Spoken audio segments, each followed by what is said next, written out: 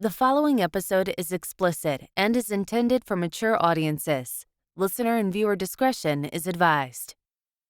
Hey everybody, it's Nathaniel Avila reporting from Dallas County, and I'm here with Ruby McPooby. How are you doing, Ruby McPooby? We are in class and ready to learn. Yes, is that good?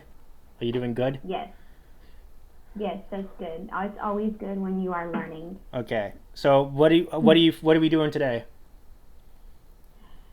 So today we are going to go back into our women in history. Of course, this is the whole 360, so we talk about different, I guess, how do I say, because this isn't a culture. I mean, we've discussed Latin America, we've discussed Mexican America, so now we're discussing a section where it's just basically about women, the women in America. Mm-hmm. Another minority. What'd you say? Another minority. So we did our first half, and this is our second half, and we're going to be starting off in the 1650s, right, Nathaniel? That is correct. All right. So more of cruelty towards women, I'm sure that we will expect to hear. Yep. I'm also doing a little unboxing. Okay, so let's talk about, speaking of people who were mistreated, not treated fairly, let's talk about the slaves, Ruby. Yeah. We're going to go back to 1655, when Elizabeth Key Grinstead, who was enslaved in Virginia, won her freedom in a lawsuit based on her father's status as a free Englishman. Now, her mother was a slave, and her father was her mother's owner, naturally. Right. Now, helped by the fact that her father had baptized her as a Christian in the Anglican Church. However, in 1662, the Virginia House of Burgesses passed a law stating that any child born in the colony would follow the status of its mother, slave or free. Now, and that made it harder for people to sue for their freedom, because as soon as Elizabeth won her freedom for her, not only herself, but her newborn child, they were like, wait a minute, we got to change that. That can't happen. We can't have slaves suing for their freedom. What's this nonsense? Mm-hmm. And this was an overturn of a long-held principle in English common law, whereby the child status is followed that of the father.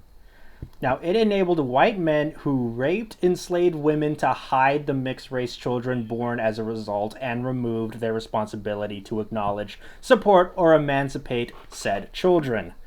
You're literally looking at a mixed child, and you're not going to acknowledge the fact that you're... They changed a lot. That explains a lot. They've been able to, ignore stuff for a long time now. And they changed a long-held principle for that one thing.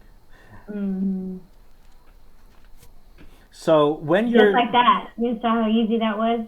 Mm-hmm. Just like that. When Europeans began to arrive in the New World, many indigenous people converted.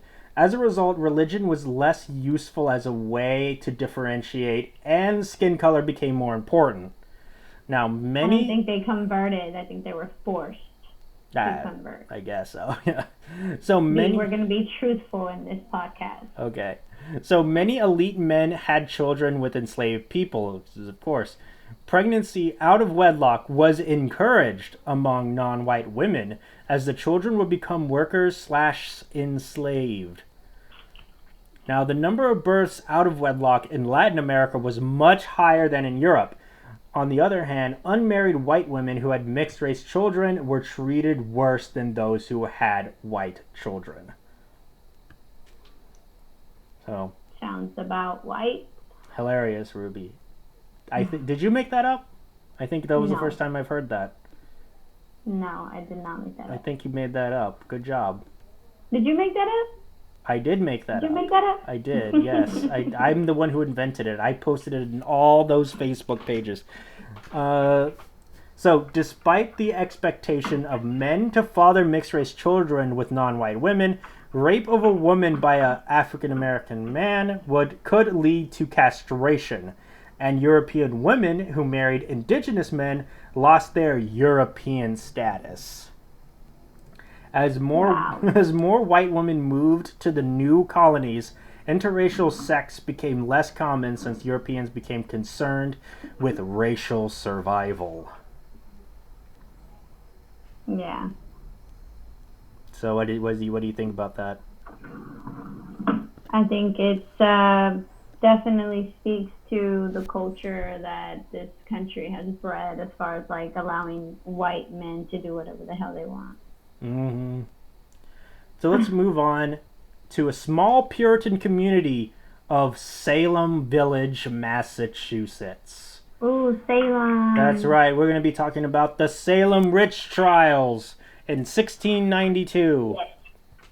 Those are my favorite. Now, they began... But before you go into 1692, that's what you have, right? Yeah, 1669. I wanted to just shed light on these two other women. Okay.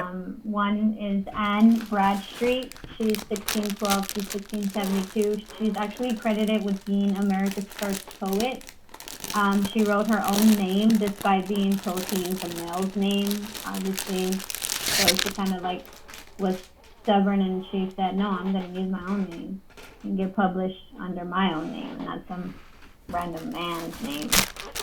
And so she inspired a lot more women to write and use their own name. Much of her writing discusses the idea that women should speak up rather than simply behave as society dictates. So Anne is my girl.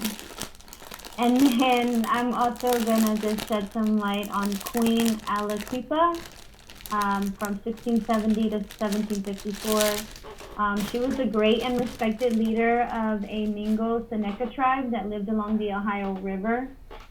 She influenced those who were traveling through Pennsylvania at that time. You know, people like George Washington. She actually influenced George Washington. Through her alliance with the British, she was able to help them gain momentum, which led them to establish what is now the United States of America. And how did that backfire on you, Queen Aliquipa? Kind of, wasn't such a good decision there, was it? What, something about America? Yeah, because I'm sure, of course, she didn't think it was going to be, hey, we're going to come over here and take all your land and murder all of you and eat all your buffalo. I'm sure they didn't I think you mean bison, but buffalo tastes great. Sorry. But buffalo tastes great. Have you ever had buffalo meat? No. I've had buffalo meat. It's delicious. Was it buffalo? It was not the buffalo? I thought I read it was the buffalo. That's what that's a misconception. Buffalo are like in Africa and Asia or something like that. So basically their food source. Yeah. They didn't know they were going to come and kill off all their food source and everything else. Their source for everything, honestly, like their food and... Buffalo or bison meat, whatever that meat is, really good. Yeah. Never had it. Never will. Never will. No. Not for me. Okay. So yeah, those are the two that I just wanted to shed light on that were during this time period. So yeah, let's talk about the Salem Witch Trials that began in 1692. So they began... Which I know a lot about because, believe it or not, I was like very obsessed with the witch trials for a huge period of my life in school. Oh, so this should be... from like elementary to like high school. Yeah. So this should be a little bit of a recap. Mm-hmm. So it began in 1692, and they began when a group of girls gathered in the evenings in the home of Reverend Paris to listen to stories told by one of his slaves, Tituba. Now, they believed they played fortune-telling games which were strictly forbidden by the Puritans, and the girls began acting strangely, leading the Puritan community to suspect that the girls were victims of witchcraft. Now, the girls named 3 townswomen as witches: Tituba, Sarah Good, and Sarah Osborne. Now, Tituba confessed to having seen the devil, and also stated that there was a coven of witches in the Salem Village area. The other 2 women insisted that they were innocent, but had formal legal trial where they were found guilty of practicing witchcraft. So there you go. The system works. Now, what was their evidence? A thing called the Holy Bible, Ruby. I ever heard of it? And I am not lying. I literally saw her floating. Or maybe I dreamt that. Speaking of which, I did wake up in my bed, and I did see him in between when I fell asleep and when I woke up. But I saw it. Yeah. So, the affected girls accused other townspeople of torturing them with witchcraft. And some on trial also named others as witches. So it just started like this chain of accusations. So by the end of the trials in 1693, 24 people had died. Some they were like, wait, we're killing off all our women. This is not going to work for us. Yeah. So 24 people had died, some in jail, but 19 by hanging, and one by being pressed to death. Oh. Now, some of the accused confessed to being witches, but none of those were hanged. Only those who maintained their innocence. Those who were hanged include 13 women and even 6 men. Now, Salem was only the beginning, but it was quickly followed by witchcraft scares in 24 other Puritan communities, with 120 more accused witches outside Salem. The episodes were short but not dramatic, and usually involved only one or two people. Most were older women, often widowed or single, with a history of bickering and disputes with neighbors. So there's that. Yeah, a lot of people don't know that witchcraft is really just like spiritualism and herbalism and things of the natural order. Like, it's really not bad. You do like spells and incantations, just like you have the Book of Psalms, in the Bible and things like that. It's like a whole spell book right there. No, but what was I saying? But yeah, so it's not meant, like, it's just really a common misconception, and they placed on it since then that witchcraft is something evil and bad and things like that, and they just carried it all through throughout the centuries pretty much. But it's nothing bad. It's not something like it's there's a difference between witchcraft and studying like Wicca and things like that, and then there's like bad people who would do bad things and do black magic and things like that. Just like with voodoo and hoodoo, the difference of that, voodoo is normally spiritual as well, and it's supposed to be like for well-being and good spells. White magic, it's the people that do black magic, which is like hoodoo, and everyone knows if you do something bad to someone, it's going to come back on you. So if you're a witch practicing black magic, obviously you're going to get bad effects of that. So don't do that. Okay. But in October 1692, the governor of Massachusetts halted court proceedings, restricted new arrests, and then dissolved the court of Oyer and Terminer, thereby ending the witch hunts. So I have a illustration here, like a drawing of a witchcraft trial in Salem that was made in 1876. So let me show you that. I want to go visit Salem. I can imagine like all the bad energy, because a lot of those people were innocent and they were innocently killed, murdered. Okay, so there's the drawing of... And nobody should even be murdered for witchcraft. Like, what the hell? No one had died. They were just saying, oh, the girls are acting strange. I mean, they killed a lot of them. No, I'm saying, like, at the beginning when they were saying that they were under, like, I guess they made it seem like they were under some sort of spell whenever those girls would come back from that house. Mm-hmm. So what are we seeing in this illustration? So in this illustration, there's a bunch of Puritan-looking people in a courthouse, it looks like. What you would imagine an old courthouse would look like. It's wooden benches and a wooden altar up there where someone who's giving judgment is sitting up there. There is what seems to be the girl who, on the floor, her arm is reaching out, so it looks like she's kind of like flailing around on the floor, while there's people that are around her just looking down at her, and one woman is like with her hand on her chest, and another one pointing up, another hand pointing up, I guess, like, kind of making a statement, like, look what's happening to her. Okay. So what do you think? Something is wrong with her. So what Someone does give this? her an Oscar. So what do you think this drawing makes you feel? It just makes me feel how things back then weren't really like this. I would not consider this a formal hearing. I mean, like this is ludicrous. It's like it doesn't logically it doesn't make sense that someone would just say what they wanted to say. They could be lying, and someone gets murdered for it. So it does make me feel like the girl is like acting out. She's throwing a tantrum. She's on the floor. It does look very staged, even in this drawing. Yeah. The person Right. who drew it obviously drew the person. Looks like they're pretending. Right. So let's talk about the next group of people. The housewife. Ruby, ever heard of her? Oh, I have something to say about the housewife. Okay. So it says women in the 1600s were expected to be housewives who stayed home and did domestic chores and fulfilled the pleasures of their husbands. I wonder what those are. Men were able to go around and use women whenever they pleased.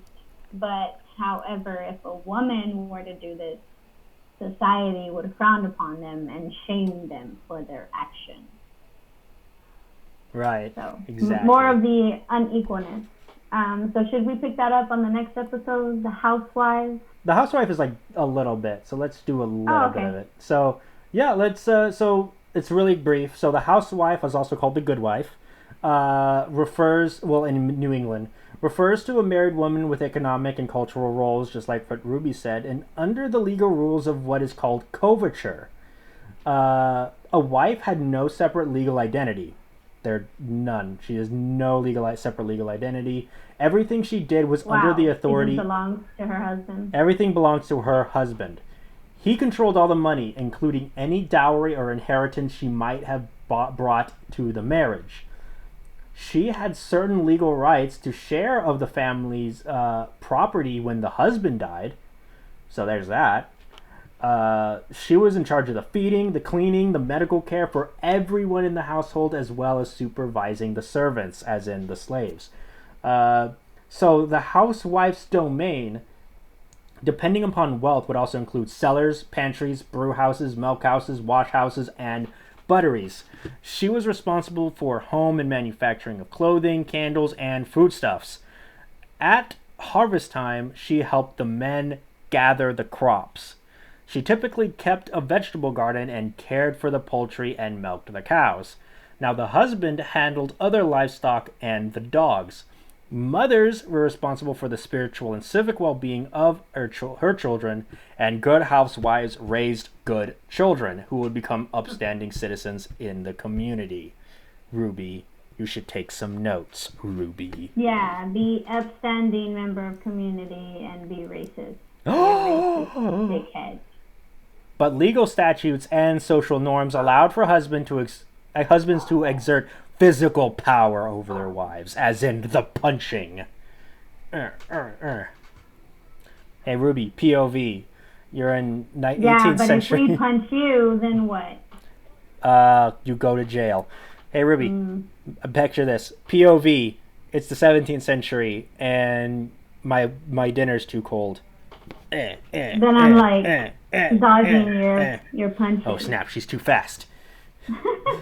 So yeah, which would I definitely would not have been the one. Okay, so I should not have been born any other time than now because I'd be dead. Okay.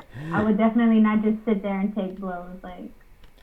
So, which could result in violence, obviously. And a few housewives were able to file for divorces. So, divorce, forget about it. So, yeah, that's pretty much it. That's all we got to say about housewives, the Salem witch trials, and the female slaves of the era. So that's where we'll end it for today. A little bit of a short one here today.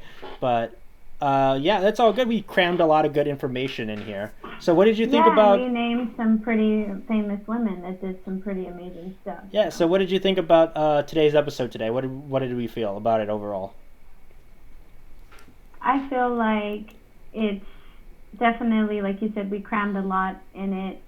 But overall, the message, still stands that there's still a lot of change that needs to happen. Mm-hmm. You can definitely see how these behaviors develop in, society and things like that. So that's kind of what we want to do here in this podcast, is just break all that down so that we understand where it comes from, so that we understand how not to make it happen again.